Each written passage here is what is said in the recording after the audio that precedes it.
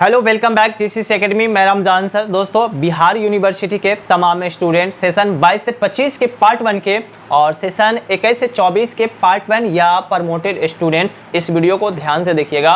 जैसा कि आप लोगों ने थंबनेल पर देखा कि कल से एग्ज़ाम शुरू है, तो इन सारी बातों का रखें ध्यान, फेल होने से बचे, आखिर कैसे क्या करना है, ये सारी जानकारी आज के इस वीडियो में मिलने वाली है। और इस वीडियो में आप लोग जानेंगे कि अगर किसी क्वेश्चन का जवाब अगर नहीं मालूम है तो आखिर उसको कैसे लिखेंगे, क्या लिखेंगे, कितने पेज तक के आंसर लिखना है, कितने क्वेश्चन का जवाब देना है और एक क्वेश्चन का आंसर कितने पेज तक लिखना है। अगर किसी का आंसर अगर नहीं याद है तो उसका आंसर कैसे लिखना है।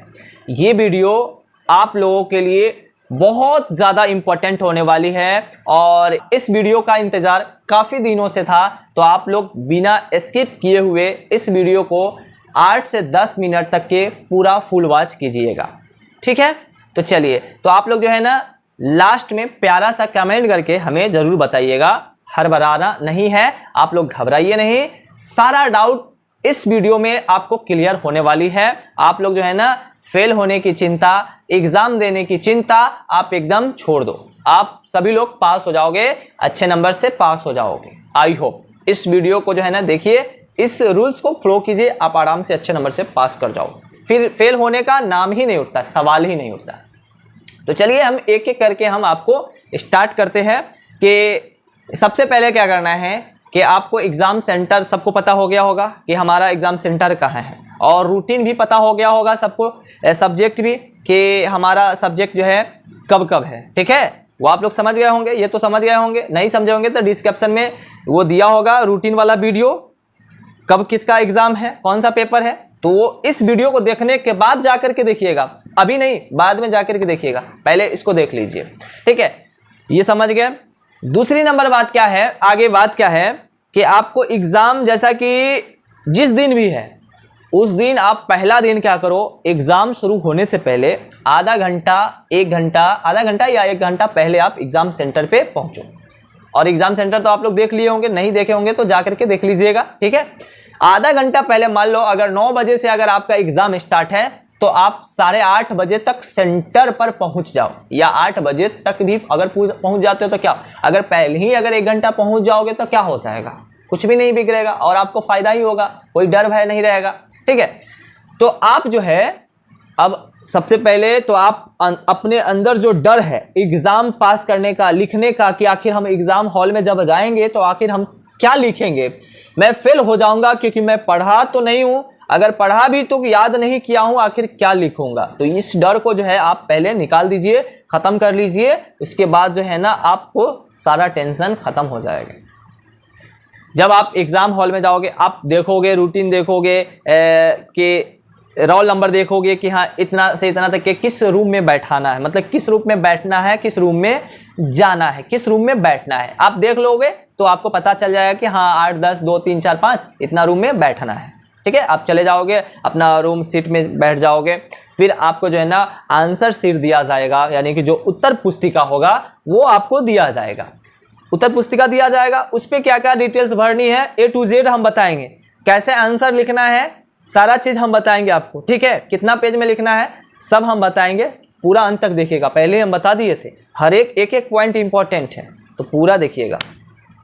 उस पर सबसे फ्रंट वाला पेज पे आपको रोल नंबर लिखना होगा, उसका प्रोगार्ड करना पड़ेगा, roll code, registration, paper ID, paper code. तो पेपर आईडी, पेपर कोड क्या होता है, जो आपको क्वेश्चन जो मिलेगा, ठीक है। मान लो कि पहला दिन हिंदी है या फिजिक्स है या केमिस्ट्री या जो भी सब्जेक्ट है, तो उस पर पेपर कोड लिखा होगा, पेपर आईडी भी लिखा होगा, वो लिखना है, वो बाद में लिखिएगा, पहले जब क्वेश्चन मिलेगा तब। बाकी रोल नंबर, रोल कोड और आपको एग्जाम सेंटर, सेंटर कोड और कॉलेज कोड, ये आपको कर लेना है। रजिस्ट्रेशन वगैरह, साइन वगैरह आपको कर लेना है, ठीक है। सीटिंग भी आपको लिख लेना है कि फर्स्ट सीटिंग है या सेकेंड सीटिंग है। इसके बाद जो है आपको अनुअल है या प्रमोटेड है वो आपको सिलेक्शन कर लेना है। पहली बार एग्जाम दे रहे हो तो आप अनुअल लिखोगे, रेगुलर करोगे, ठीक है, रेगुलर करोगे, रेगुलर होगा तो रेगुलर करना है। बाकी एक्स वाले हैं तो या प्रमोटेड होगा ऑप्शन, तो आप एक्स मारोगे या प्रमोटेड मारोगे, ठीक है, ये मारोगे। ऑनर्स वाला रहेगा, पेपर 1 है या पेपर 2 है तो आप पेपर में आप 1 दे रहे हो तो 1 होगा, पेपर 2 होगा तो पेपर 2 लिखोगे, ठीक है। अब उसके बाद जो है आपको सीटिंग होगा, तो सेटिंग भी आपको प्रगाढ़ करना पड़ेगा, फर्स्ट है या सेकंड है, तो फर्स्ट में दे रहे हो तो फर्स्ट का प्रगाढ़ करना पड़ेगा। सेकंड में अगर दे रहे हो तो आपको सेकंड में आपको जो है ना गोला करना होगा, मतलब उसके बाद साइन ऑन, उसके बाद ये करना होगा, ठीक है।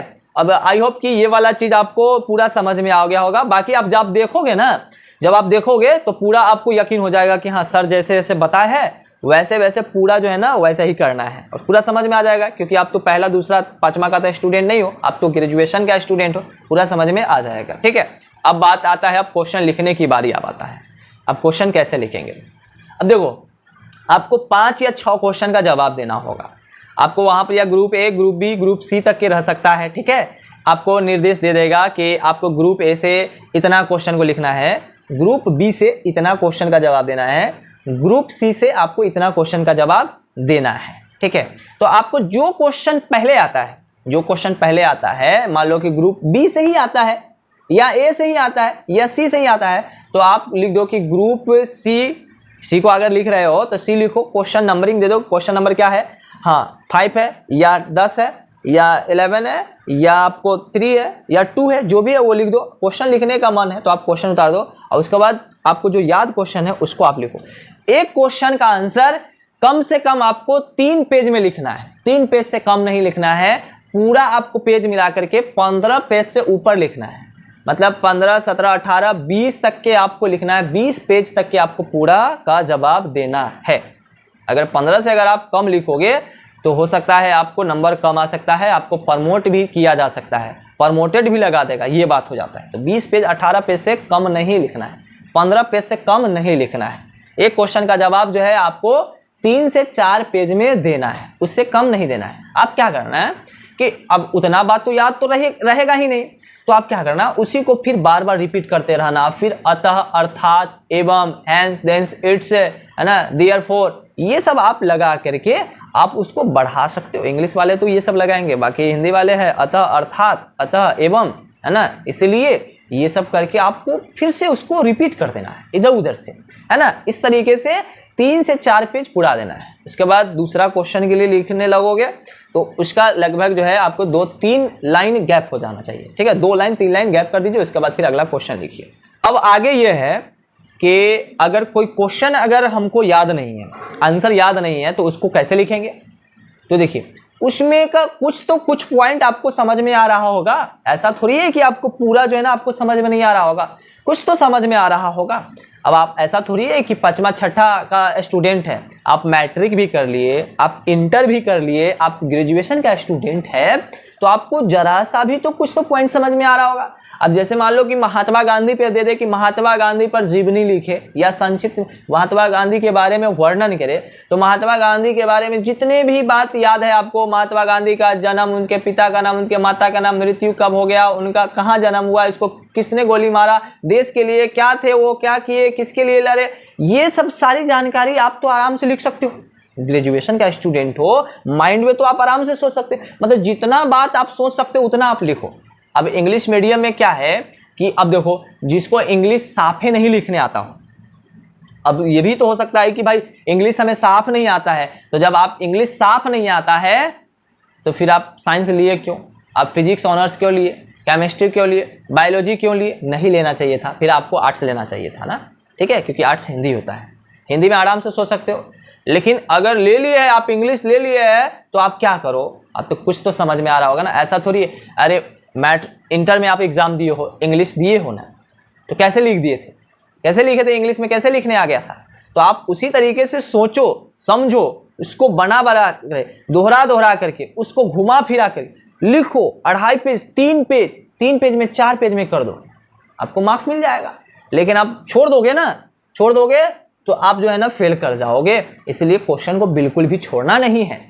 बार बार आपको हर जगह आपको बताया गया होगा, चाहे इंटर में या मैट्रिक में, कि क्वेश्चन को बुआ छोड़ना नहीं है, चाहे जो समझ में आए आप उसको लिखो, मार्क्स मिलेगा, समझे। अगर इस ट्रिक को अगर फॉलो कर लोगे ना तो आप लोग आराम से पास कर जाओगे, ठीक है। फिर आप लोग फेल होने का या प्रमोटेड होने का सवाल ही नहीं उठता है, आराम से पास हो जाओगे, ठीक है। इस तरीके से आप जो है ना पूरा आंसर को आप लिख दो, डरो नहीं, पास हो जाओगे। कुछ भी तो समझ में आ रहा है, घुमा फिरा करके आप लिख दो, जिसका साफे नहीं आता है उसके लिए ये ट्रिक है, और जिसको आता है, जो पढ़ा है, वो तो आराम से लिख सकता है, उसके लिए नो टेंशन। लेकिन जो पढ़ा नहीं उसके लिए टेंशन था। तो इस वीडियो में जो है ना पूरा डाउट क्लियर हो गया होगा, आई होप। और कमेंट करके हमें जरूर बताइएगा लास्ट में कि कैसा लगा वीडियो। सभी लोग कमेंट करके जाइएगा, ठीक है, और वीडियो को लाइक करके जाइएगा और चैनल को सब्सक्राइब कर लीजिएगा। और बाकी जो है ना पार्ट 2 के लिए भी जो है ना पार्ट 2 पार्ट 3 सबका जो है ना आपको इन्फॉर्मेशन आपको इस चैनल पे मिलती है, ठीक है। तो आप लोग चैनल को सब्सक्राइब करके जाइएगा, बेल आइकन को दबा लीजिएगा, ठीक है। तो बस आज के लिए इतना ही रहने देते हैं, तब तक के लिए बाय बाय। और हाँ, एक चीज और, सिग्नेचर के लिए भूल रहे थे हम। सिग्नेचर जो होता है, आपको जो अटेंडेंस शीट आएगा, जो आपको क्लास टीचर होगा वो देगा, आपको कॉपी नंबर उस पर लिखना है और साइन करना है। ये आप जो है ना हरगिज को भूलना नहीं। अगर भूल जाओगे तो फिर रिजल्ट पेंडिंग हो जाएगा, फिर आपको जो है ना 1 साल जो है ना यानी कि आपको प्रमोटेड लग जाएगा, फिर आपको लेने का देनी हो जाएगा। तो आप जो है ना एडमिशन पे यानी कि सिग्नेचर पे, अटेंडेंस पे आप ज़्यादा ध्यान देना, ठीक है। बस ये वीडियो जो है ना बहुत ज़्यादा इंपॉर्टेंट थी। मिलते हैं नेक्स्ट वीडियो में, तब तक के लिए बाय बाय। जय हिंद, जय भारत।